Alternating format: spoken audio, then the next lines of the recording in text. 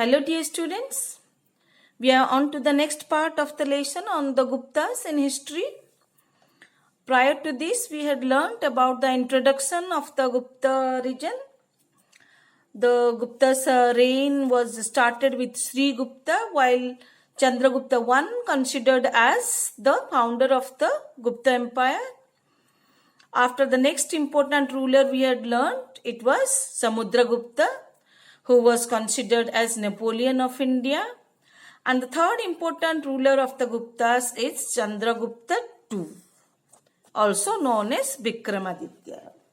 In brief about Chandragupta II, he had succeeded his father Samudragupta, and to his name we call Vikramaditya. It means son of power. He was the most illustrious Gupta emperor of the period. He succeeded to his father's throne after his elder brother Ramagupta was dethroned. So he was not the right heir to the throne. After his brother, he had come to power. He shifted his capital from Pataliputra to Ujjain. He brought some changes to the administration and also had changed the capital from Pataliputra to Ujjain. He also had expanded his empire through conquests and marriage alliances like his father and grandfather.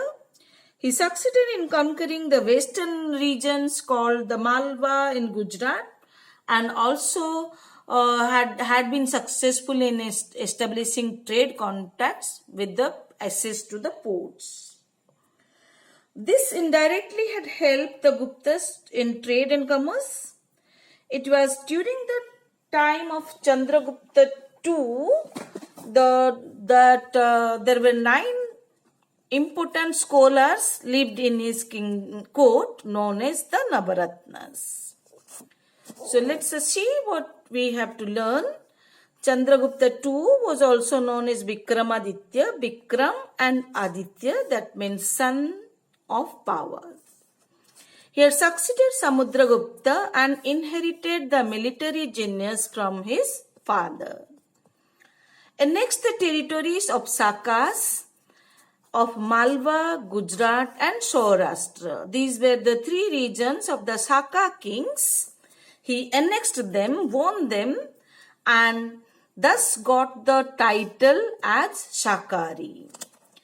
According to a historian, Vincent Smith, the annexation of these territories not only brought wealth but also opened up access to ports in this western coast of India.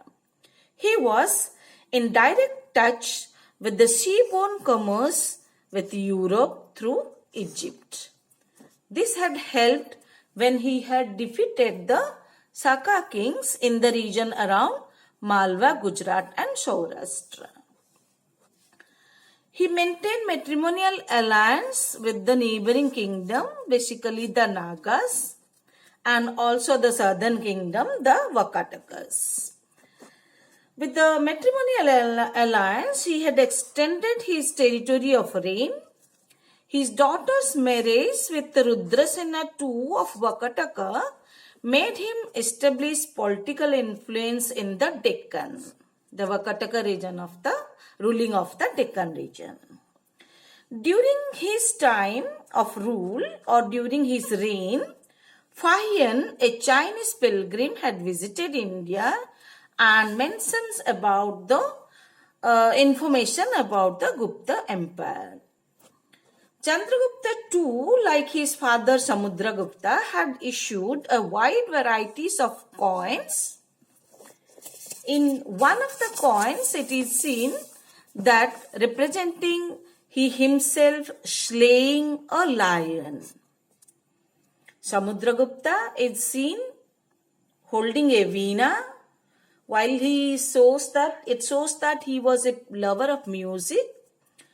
And Chandragupta II had issued a coin in which one of the coins he is seen slaying or killing a lion.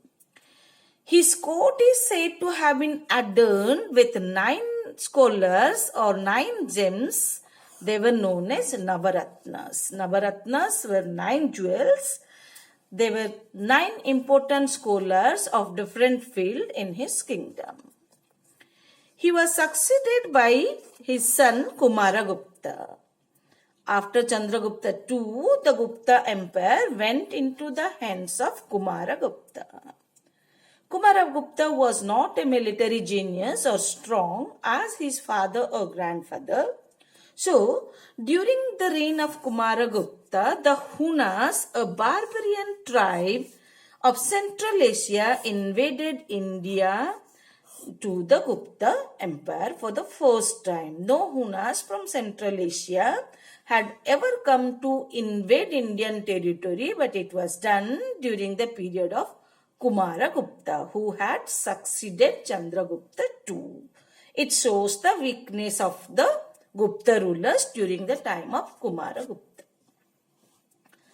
The Gupta administration to learn, we learn first the monarchy. The monarchy was the form of government during the time, that is, the king as the administrator. Monarchy was the prevailing form of government during the Gupta period. The theory of the divinity of the kings became popular. This means they considered the king as the protector or as much as God. The theory of divinity of kings became popular during the Gupta period. They were compared to gods such as Yama, Varuna, Indra, Kubera and Vishnu. The Gupta rulers were compared to gods as much as Yama, Varuna, Indra and Kubera and Vishnu. Goddess Lakshmi also appears to be worshipped during the period, and in many coins, Goddess Lakshmi, the goddess of prosperity, was found in the coins during the Gupta monarchy. The Gupta kings enjoyed large number of powers such as political, administrative, military and judicial. So in all the fields, the king was the super. So he enjoyed the political power, administrative power, military and judicial. The king himself was the commander-in-chief in the army, and if there was battle, they themselves led. The king himself led the army during the battle as the commander-in-chief. The kings, as the chief, the Gupta kings appointed various officials of the kingdom, as much as the governors. The king himself was a source of honor and title. Many titles and honors were given to the kings. Prior to this, we had learned Chandragupta I was called Maharaja Dhiraja. Yes, he was called the Maharaja. Dhiraja means king of the kings. Similarly, such titles were given to other rulers as well. We learned Chandragupta II was called Sakari, and then the Samudragupta was called Napoleon. Besides, other titles were also given. The titles and all lands of the kingdom was the king's property. The whole land of the total empire was considered to be the land of the king or emperor himself. The king in his functions could do the political, administrative, military and judicial functions. Besides them, the king could construct dams for irrigation, give shelter to the foreigners, impose taxes or free anybody, and give justice to the needy.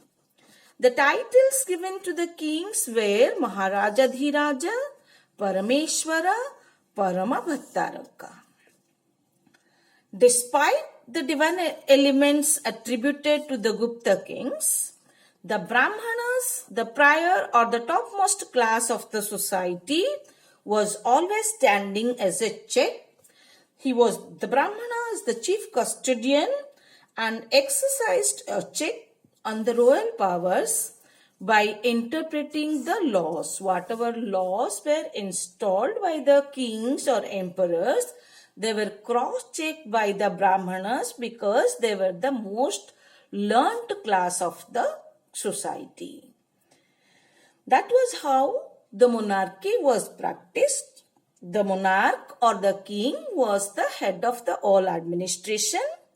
All important political, administrative, military and judicial functions they carried on. They also were looking after the foreigners who had come to impose taxes, construct dams and bring in trade relationship. Many of them were given the titles for the kind of work they did, and yet they were checked by the Brahmanas. This is in brief about the monarchy of the Guptas. The next part of it we shall learn in the next video. Till then, keep learning. Stay happy.